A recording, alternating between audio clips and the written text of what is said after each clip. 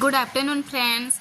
आज मोर नुआ channel start हो जाउची जार चैनल रो नाम होची लकी ओडिशा एजुकेशन चैनल। आज मु प्रथमे आपण को पढ़ेबा को चाहूची हिस्टोरिकल बैकग्राउंड इन इंडिया जार अर्थ होची ब्रिटिश माने इंडिया को केमिति आसले, कौन माध्यम दे आसले, कौन तंकर उद्देश्य दे तंके आछंती।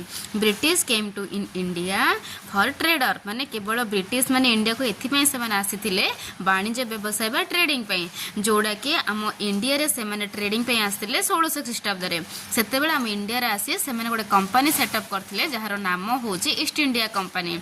सेतेबेले को ब्रिटिश रो राजा थिले एलिजाबेथ वन जे कि सेतेबेले रानी थिले। तो 1765 मसीह जो ब्रिटिश मानकर शासन चली आम भारत रे ताकू जे फंक्शन करुला से मानकर नाम दि जाइथिला दीवानी।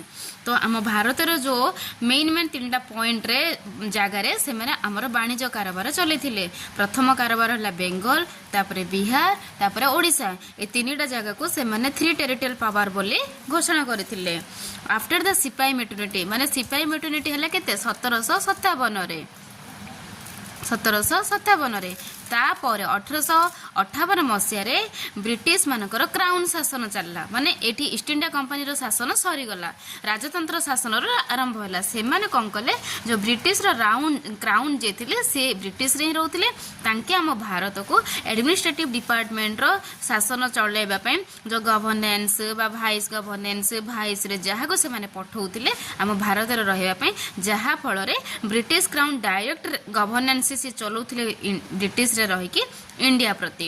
एटा केते समय पर्यंत ए शासनटा चली रहिला? अगस्त 15 1947 मसीहा पर्यंत से माने एई शासन को जारी रखिथिले। तेणु करी आम भारत चाहिला जे हमको एनी हाउ आमर देश स्वाधीन होगा दरकार, इंडिया इंडिपेंडेंस होगा दरकार। से आमको निजको आमर निजर कन्स्टिट्यूशन तैयारी करने पड़ता। से कन्स्टिट्यूशन तैयारी करने जो ड्राफ्टिंग कमिटी तैयारी होता सेटा फॉर्म केबे होता 1946 मसीह। तापरे इंडिया को सेटा लॉ द्वारा केबे एस्टाब्लिश करागला जनवरी 26 1950 मसीह। तो एठू कंपनी रूल्स आमर आरंभ होता 1773 रु 1858 and the crown rule start होता 1858 रु 1947। केवल आज प्रथम वीडियो रे तुमको ब्रीफली इंट्रोडक्शन देइछे, आउ जहा दरकार नेक्स्ट वीडियो रे मात्र अपलोड करबे। जदि मो चैनल आपनको भलो लागिला लाइक शेयर सब्सक्राइब कमेंट माध्यम रे जणेबे। रहिली धन्यवाद।